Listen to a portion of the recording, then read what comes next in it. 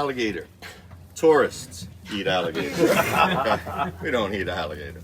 I mean, there's a lot better things to eat. The only time we eat alligator is we have friends or family and from out of town. They're like, oh, what's out? Oh, there's some places in the French Quarter that serve it. I mean, no, there's a lot better things to eat, okay? I mean, if you're wondering what it tastes like, fried alligator just tastes like tough, chewy fried chicken. It's got a texture like a fried oyster that's been out all day long. Alligator sausage, that's absolutely delicious. And the reason for it is because 70 to 80% of it is pork or beef to get it to stick, okay? Come on.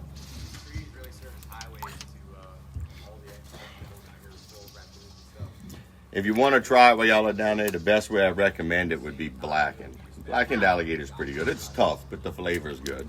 You know, that's like a novelty food. I mean, if I was in Australia, I'd try kangaroo, even though I'm talking with Australians, they don't eat it. You know. Are these guys really quick, or are they? They're pretty quick. Believe it or not, they say they can take off at speeds upwards of 27 miles an hour beneath the surface of the water in attack mode. So you ain't gonna outswim one. No. Just gotta outswim the person next to them. They don't have the best sense of sight or smell. It's actually vibration is their main sensory receptor to pick. So I try to pop the water with it just to grab their attention. But again, these are tour alligators, obviously. You know. He's like, the boat's here. Let's get some food.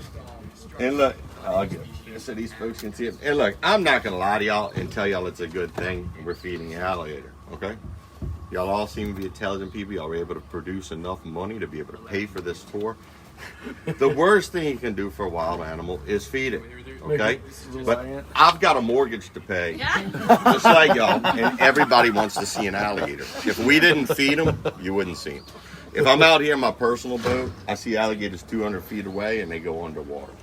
If I come in this area with these alligators in my personal boat, they'll go underwater. If we're feeding them and it's around and a strange boat shows up, they'll go underwater. What y'all are seeing is a perfect example of Pavlov's dog, okay? It's conditioning.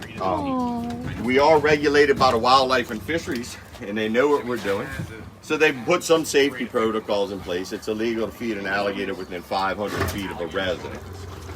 And then we said, well, are we going to create a problem with feeding them? They said, you know, we've thought about all of that as far as them being dependent on y'all and stuff, but since we have a hunting season in this area, they're thinning them out constantly, so it doesn't really matter.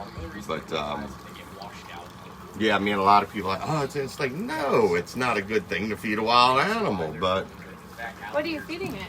This is called blood bait. This is what they feed them in the alligator farm. Okay. We used to actually feed them marshmallows, but because of that thing in everybody's hand, we no longer do. The marshmallow is actually the best thing you could feed them. But now everything ends up on the internet, and people want to comment.